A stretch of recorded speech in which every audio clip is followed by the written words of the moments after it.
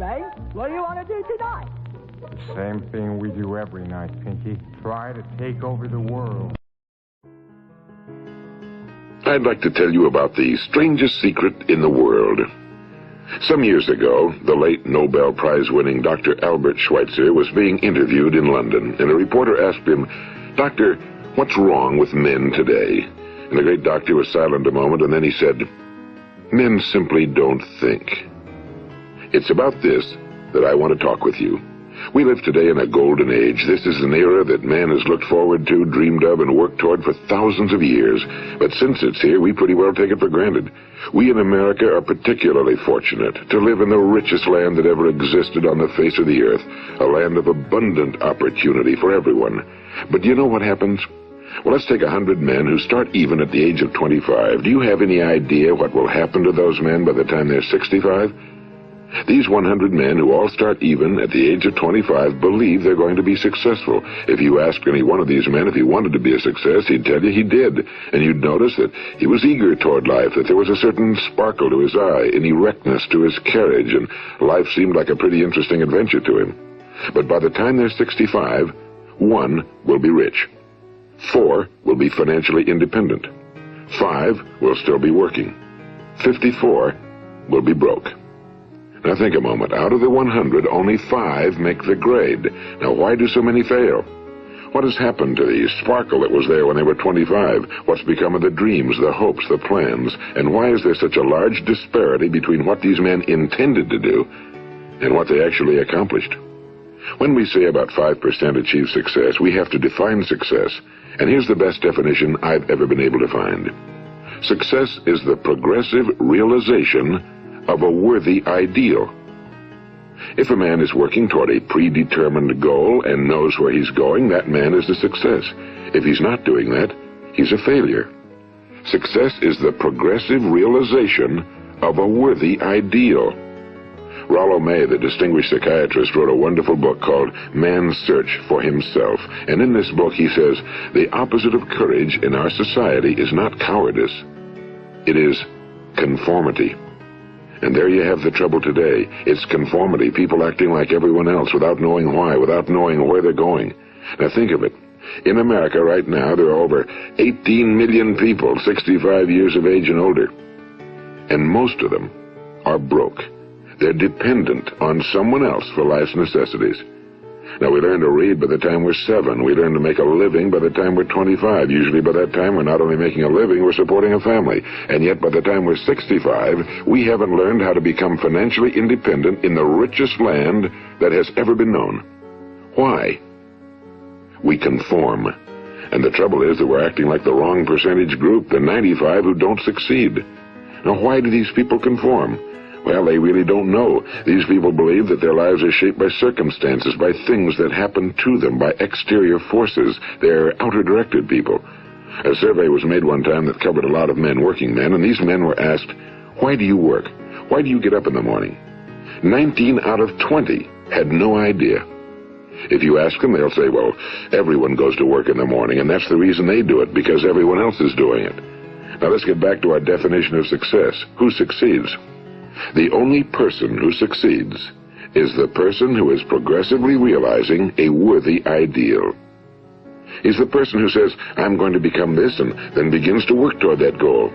I'll tell you who the successful people are. A success is the school teacher who's teaching school because that's what he or she wants to do. The success is the woman who's a wife and mother because she wanted to become a wife and mother and is doing a good job of it. The success is the man who runs the corner gas station because that was his dream. That's what he wanted to do. The success is the successful salesman who wants to become a top-notch salesman and grow and build with his organization. A success is anyone who is doing deliberately a predetermined job because that's what he decided to do deliberately. But only 1 out of 20 does that. That's why today there isn't really any competition unless we make it for ourselves. Instead of competing, all we have to do is create. You know, for 20 years, I looked for the key which would determine what would happen to a human being. Was there a key I wanted to know which would make the future a promise that we could foretell to a large extent? Was there a key that would guarantee a person's becoming successful if he only knew about it and knew how to use it? Well, there is such a key, and I found it. Have you ever wondered why so many men work so hard and honestly without ever achieving anything in particular, and others don't seem to work hard and yet seem to get everything? They seem to have the magic touch. You've heard them say that about someone. Everything he touches turns to gold. And have you ever noticed that a man who becomes successful tends to continue to become successful? And on the other hand, have you noticed how a man who's a failure tends to continue to fail? Well, it's because of goals. Some of us have goals, some don't. People with goals succeed because they know where they're going. It's that simple. Think of a ship leaving a harbor, and think of it with the complete voyage mapped out and planned. The captain and crew know exactly where it's going and how long it'll take. It has a definite goal. Now, 9,999 times out of 10,000, it will get to where it started out to get.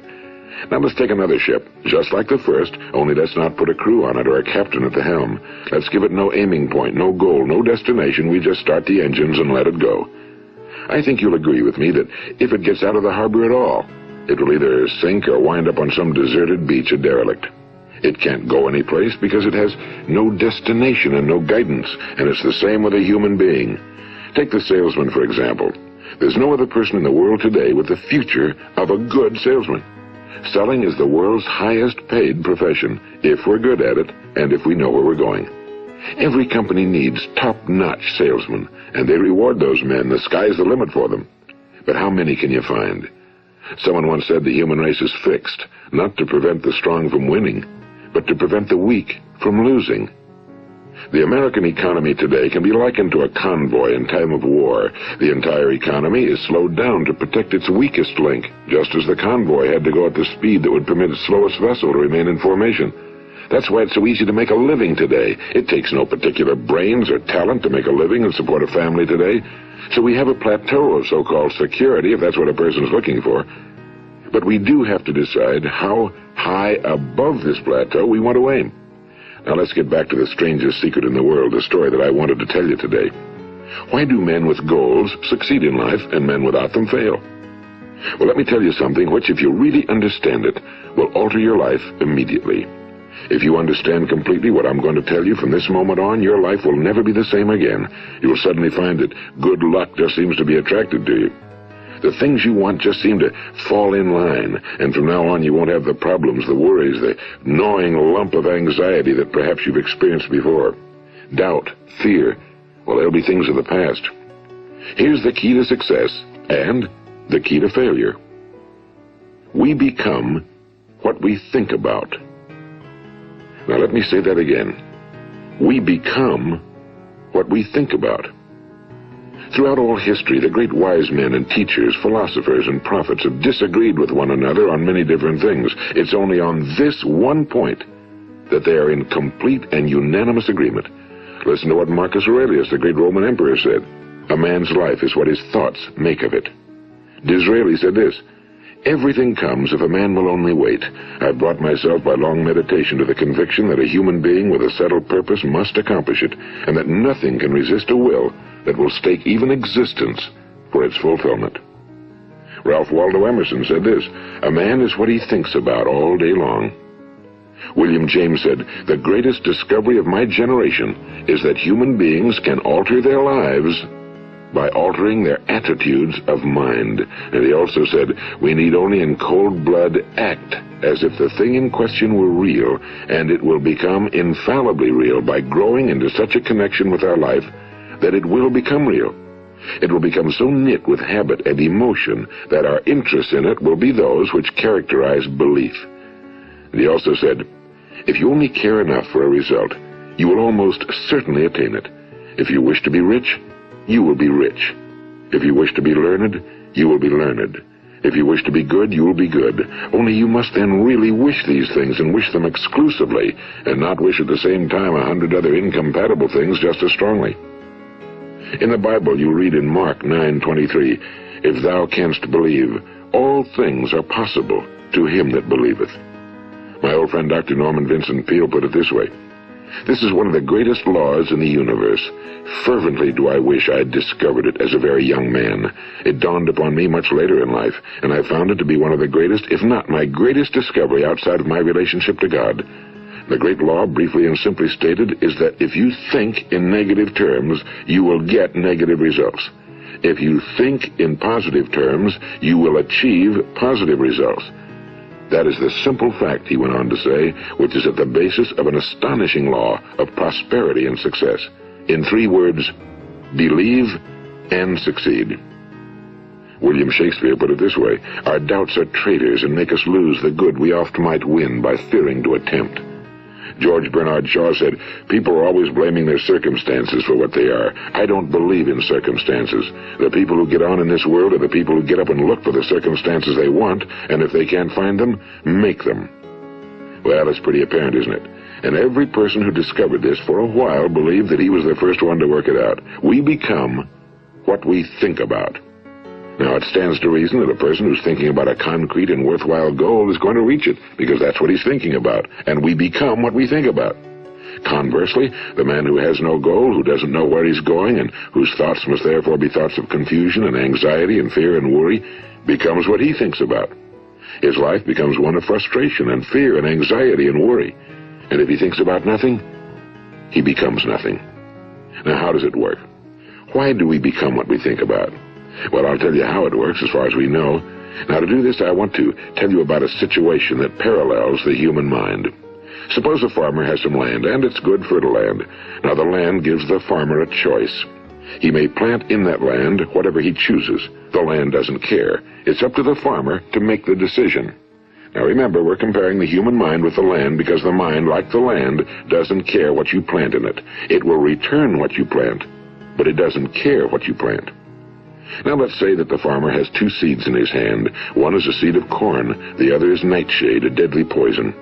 He digs 2 little holes in the earth, and he plants both seeds, one corn, the other nightshade. He covers up the holes, waters, and takes care of the land, and what will happen? Invariably, the land will return what's planted. As it's written in the Bible, as ye sow, so shall ye reap. Now remember, the land doesn't care. It'll return poison in just as wonderful abundance as it will corn. So up come the 2 plants, one corn, one poison. Now, the human mind is far more fertile, far more incredible and mysterious than the land, but it works the same way. It doesn't care what we plant. Success, failure. A concrete, worthwhile goal, or confusion. Misunderstanding, fear, anxiety, and so on. But what we plant, it must return to us. You see, the human mind is the last great unexplored continent on Earth. It contains riches beyond our wildest dreams. It will return anything we want to plant. Now, you might say, well, if that's true, why don't people use their minds more? Well, I think they figured out an answer to that one, too. Our mind comes as standard equipment at birth. It's free, and things that are given to us for nothing we place little value on. Things that we pay money for, we value. The paradox is that exactly the reverse is true. Everything that's really worthwhile in life came to us free. Our minds, our souls, our bodies, our hopes, our dreams, our ambitions, our intelligence, our love of family and children and friends and country, all these priceless possessions are free. But the things that cost us money are actually very cheap and can be replaced at any time. A good man can be completely wiped out and make another fortune. He can do that several times. Even if our home burns down, we can rebuild it. But the things we got for nothing, we can never replace. The human mind isn't used because we take it for granted. Familiarity breeds contempt. It can do any kind of job we assign to it, but generally speaking, we use it for little jobs instead of big, important ones. Universities have proved that most of us are operating on about 10% or less of our abilities. So decide now, what is it you want? Plant your goal in your mind. It's the most important decision you'll ever make in your entire life. What is it you want? Do you want to be an outstanding salesman? A better worker at your particular job? Do you want to go places in your company, in your community? Do you want to get rich?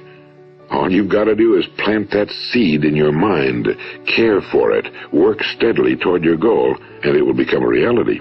It not only will, there's no way that it cannot. You see, that's a law, like the laws of Sir Isaac Newton, the laws of gravity. If you get on top of a building and jump off, you'll always go down. You'll never go up, and it's the same with all the other laws of nature. They always work. They're inflexible. Think about your goal in a relaxed, positive way. Picture yourself in your mind's eye as having already achieved this goal. See yourself doing the things you will be doing when you've reached your goal. Ours has been called the phenobarbital age, the age of ulcers and nervous breakdowns and tranquilizers. At a time when medical research has raised us to a new plateau of good health and longevity, far too many of us worry ourselves into an early grave trying to cope with things in our own little personal ways without learning a few great laws that will take care of everything for us. These things we bring on ourselves through our habitual way of thinking. Every one of us is the sum total of his own thoughts. He is where he is because that's exactly where he really wants to be, whether he'll admit that or not. Each of us must live off the fruit of his thoughts in the future, because what you think today and tomorrow, next month and next year, will mold your life and determine your future. You're guided by your mind.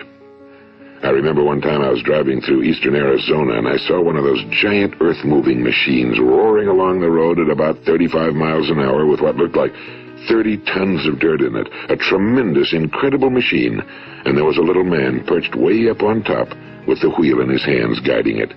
And as I drove along, I was struck by the similarity of that machine to the human mind. Just suppose you're sitting at the controls of such a vast source of energy. Are you going to sit back and fold your arms and let it run itself into a ditch? Or are you going to keep both hands firmly on the wheel and control and direct this power to a specific, worthwhile purpose? It's up to you. You're in the driver's seat. You see, the very law that gives us success is a two-edged sword. We must control our thinking. The same rule that can lead a man to a life of success, wealth, happiness, and all the things he ever dreamed of for himself and his family. That very same law can lead him into the gutter. It's all in how he uses it, for good or for bad. This is the strangest secret in the world. Now, why do I say it's strange, and why do I call it a secret? Actually, it isn't a secret at all. It was first promulgated by some of the earliest wise men, and it appears again and again throughout the Bible, but very few people have learned it, understand it.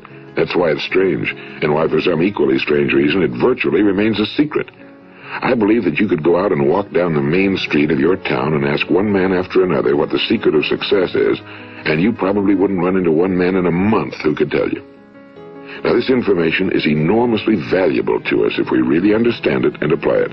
It's valuable to us not only for our own lives, but the lives of those around us, our families, employees, associates, and friends. Life should be an exciting adventure. It should never be a bore. A man should live fully, be alive. He should be glad to get out of bed in the morning. He should be doing a job he likes to do because he does it well. One time I heard Grove Patterson, the great late editor-in-chief of the Toledo Daily Blade, make a speech, and as he concluded his speech, he said something I've never forgotten. He said, "My years in the newspaper business have convinced me of several things. Among them, that people are basically good, and that we came from someplace, and we're going someplace. So we should make our time here an exciting adventure. The architect of the universe didn't build a stairway leading nowhere." And the greatest teacher of all, the carpenter from the plains of Galilee, gave us the secret time and time again. As ye believe, so shall it be done unto you. I've explained the strangest secret in the world and how it works. Now, on this side, I want to explain how you can prove to yourself the enormous returns possible in your own life by putting this secret to a practical test. I want you to make a test that will last 30 days. It isn't going to be easy, but if you'll give it a good try, it will completely change your life for the better. Now, back in the 17th century, Sir Isaac Newton, the English mathematician and natural philosopher, gave us some natural laws of physics which apply as much to human beings as they do to the movement of bodies in the universe.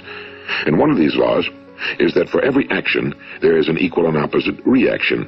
Simply stated, as it applies to you and me, it means we can achieve nothing without paying the price. The results of your 30-day experiment will be in direct proportion to the effort you put forth. To be a doctor, you must pay the price of long years of difficult study. To be successful in selling, and remember that each of us succeeds to the extent of his ability to sell. Selling our families on our ideas, selling education in schools, selling our children on the advantages of living the good and honest life, selling our associates and employees on the importance of being exceptional people. To, of course, the profession of selling itself. But to be successful in selling our way to the good life, we must be willing to pay the price. Now, what is that price? Well, it's many things. First, it's understanding emotionally, as well as intellectually, that we literally become what we think about, that we must control our thoughts if we're to control our lives. It's understanding fully that as ye sow, so shall ye reap. Second, it's cutting away all fetters from the mind and permitting it to soar as it was divinely designed to do. It's the realization that your limitations are self-imposed and that the opportunities for you today are enormous beyond belief. It's rising above narrow-minded pettiness and prejudice.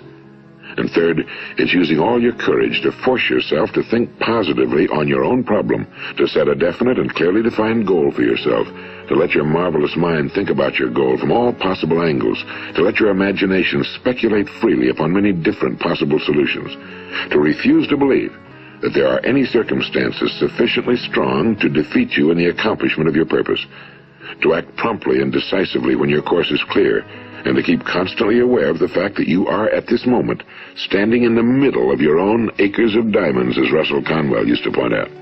And fourth, save at least 10% of every dollar you earn. It's also remembering that no matter what your present job, it has enormous possibilities, if you're willing to pay the price. Now let's just go over the important points in the price each of us must pay to achieve the wonderful life that can be ours. It is, of course, worth any price. 1. You will become what you think about. 2. Remember the word imagination and let your mind begin to soar. 3. Courage. Concentrate on your goal every day. 4. Save 10% of what you earn. And 5. Action. Ideas are worthless unless we act on them. Now, I'll try to outline the 30-day test I want you to make. Keep in mind that you have nothing to lose by making this test and everything you could possibly want to gain. There are two things that may be said of everyone. Each of us wants something, and each of us is afraid of something. I want you to write on a card what it is you want more than anything else. It may be more money. Perhaps you'd like to double your income or make a specific amount of money. It may be a beautiful home. It may be success at your job. It may be a particular position in life. It could be a more harmonious family. Each of us wants something. Now write down on your card specifically what it is you want. Make sure it's a single goal and clearly defined. You needn't show it to anyone, but carry it with you so that you can look at it several times a day. Think about it in a cheerful, relaxed, positive way each morning when you get up, and immediately you have something to work for, something to get out of bed for, something to live for. Look at it every chance you get during the day and just before going to bed at night.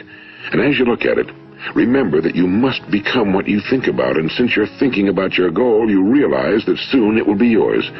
In fact, it's yours really the moment you write it down and begin to think about it.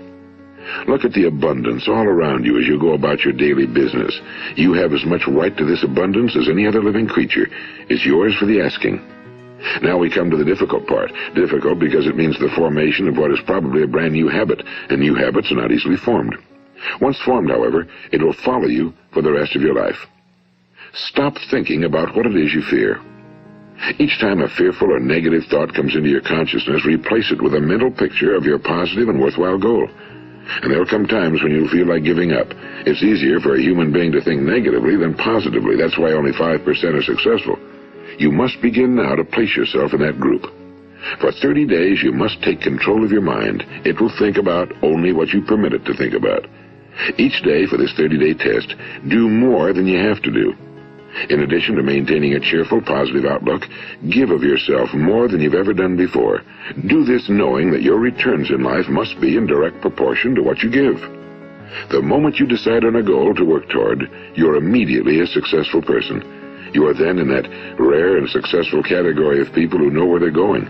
Out of every 100 people, you belong to the top 5. Don't concern yourself too much with how you're going to achieve your goal. Leave that completely to a power greater than yourself. All you have to do is know where you're going. The answers will come to you of their own accord and at the right time. Remember these words from the Sermon on the Mount, and remember them well. Keep them constantly before you this month of your test. Ask, and it shall be given you. Seek, and ye shall find. Knock, and it shall be opened unto you. For every one that asketh receiveth, and he that seeketh findeth, and to him that knocketh it shall be opened. It's as marvelous and as simple as that. In fact, it's so simple that in our seemingly complicated world, it's difficult for an adult to understand that all he needs is a purpose and faith.